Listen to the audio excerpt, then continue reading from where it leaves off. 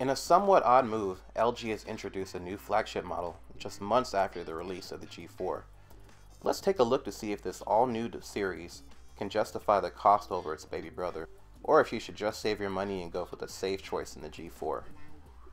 Hey YouTubers, it's Mike from MikeTech12. Today I have the pleasure of reviewing the brand new LG V10 handset. I have to say I was very surprised that LG decided to announce a new phone so soon after the G4 came out. To add insult to injury, this model is more premium build with a bunch of added features and a price that could be found cheaper than the G4. Premium quality is the first thing you notice when you pick up this phone. Thick aluminum flanks both sides of the device and adds an extra layer of protection against drops. It feels solid enough to be able to use as a weapon if the situation should call for it. The rear has a rugged, removable back that covers the entire of the device. Remove it and you're able to access a 3000 mAh battery, nano SIM card, and micro SD slot. LG is sticking with what makes power users happy, and you'll find no complaints from me here. Phones with removable batteries and storage expansion seem to be a dying breed nowadays, so I'm really glad the good folks at LG decided to keep it around a bit longer. Those awkward rear-mounted volume keys are back, and it seems like they're here to stay. They feel a bit too recessed on this model though, as it's sometimes very difficult to distinguish them from the power button. Speaking of the power button, new for LG is a fingerprint reader. It works very well, and it's just as quick as the new ones found on the iOS devices. If you can manage to find it, you place your finger on the home screen, give it a press, and the device quickly unlocks.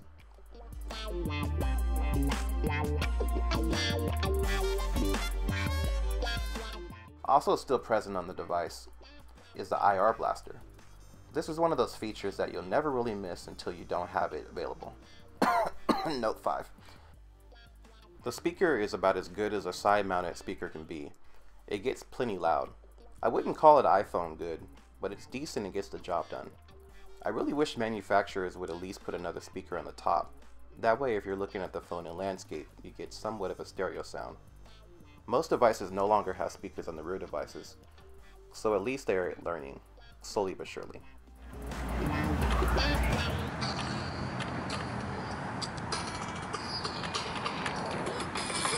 I started, so it's nothing that you can say to me. A product of where I grew up, and it's the newest slavery. People see you trying hard, like why you wanna play with me? I bring them heaters out, somebody better pray for me. Cause all I know is this money, I gotta have it. These suicidal thoughts getting bad, I'm getting madder. They say the good die young. The V10 is available in 4 different colors. Which one you're able to get depends on your carrier choices. My T-Mobile unit is this black and chrome color. I'm not usually a fan of black devices, but this one's different. It has a sense of elegance about it that I can't help but continue to stare at. The V10 isn't really 2 screens, as LG would have you think. It's a small section of screen on top of what is normally the main screen. This is very noticeable at night, as there is an immense amount of light bleed from the secondary portion of the display onto the main portion. It's very distracting and isn't normally found on devices of this sort of price tag. The main screen is advertised as 5.7 inches, but when I compare it to the Note 5 and Nexus 6P, it seems like LG may have underestimated, as it seems slightly larger than both. It gets very bright, and viewing angles are very good. It's definitely one of the better looking LCD screens that I've seen. The colors don't have that super AMOLED vibrancy, but they pop pretty nicely and look very true to life. Contrast has been dialed back from when LG first introduced Quad HD panels in its G3 model. A double tap to wake and sleep has become another trademark LG feature and is back for the V10, but it's that secondary screen that is the main selling point of this device. You have the choice of whether you want to display a custom message, recent apps, favorite contacts, or favorite apps. Go to the camera app and you're able to quickly access a host of features, but that's pretty much where the usefulness stops. I found the overall function of the secondary screen to be a bit half-baked. It feels great in concept, but it needs some work. Notifications pop up in the secondary screen, then go back to the main. And the light bleed from the panel is super distracting. I can't help but to think that if they went with a Super AMOLED panel, or actually had 2 separate screens, this may be avoided. But as it is, it's not a quality I really expect to see on a device of this price tag. The software experience is probably the main downfall of this phone. The UI is a bit of a blunder, almost enough to ruin the entire Android experience. The stock DPI makes me think that this device was designed for a slightly older population, as it's a bit on the high side. Even after using the smallest possible font, it feels like I'm looking at the numbering on my grandmother's phone. I can't help but wonder why LG didn't go with the DPI of its main competition, but at least the screen does look pretty good. I'm a huge fan of customization, which is this skin is all about, but the implementation of it needs to be completely made over. When your submenus have 2 to 3 submenus, you may have a slight issue. On a more positive note, changing colors and adding additional buttons to the navigation bar is a welcome feature. Also welcome are the knock-on and double tap features that wake and sleep the device. Using knock-on is almost as good as an alternative to having a fingerprint reader on the front of the device, as it's very secure and you don't have to pick up the phone in order to activate it. My favorite feature of this phone is probably the camera. It's absolutely amazing. We're talking almost DSLR quality here. You're getting the same unit found on the G4 from a few months ago, and now there are a couple extra manual toggles in video mode to make it even better. The amount of control you have over things like ISO, shutter speed, and aperture make this phone a photographer's dream. Colors aren't as deep and saturated as something like the Note 5, but I think they look just as good, especially in low lighting.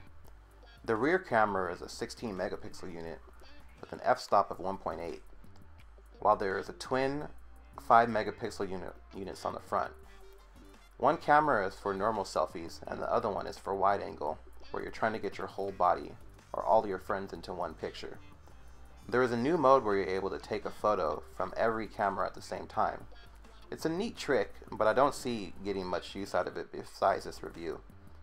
A pair of mics is available in video mode in order to isolate noises originating from either side of the device, and when you play it back, it makes for some really cool audio stereo effects. The battery on the V10 is a 3000 milliamp removable unit. I don't normally get the best battery life when it comes to how I use my phone, but I've been pleasantly surprised with this one. I've been able to consistently go beyond 5 hours of on-screen time with a variety of usage, such as browsing Facebook, the internet, YouTube, music, and Netflix. Being one of the last flagship devices to offer a removable battery is a huge plus in my book too, as I can switch between batteries on the fly and not have to really worry about charge times. But in those cases where I may only have one battery with me, the device is quick charge enabled, and I can plug it in for 10 to 15 minutes and have another hour of constant usage. Now, this video wouldn't be complete if I didn't go over some of the FOH features. Every device and manufacturer has its quirks, and with so many features on this device, there are quite a few to go over. First up is LG's UI.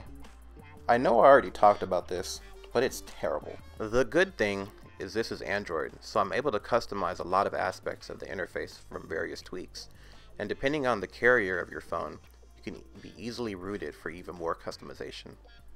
Second up is the two front cameras.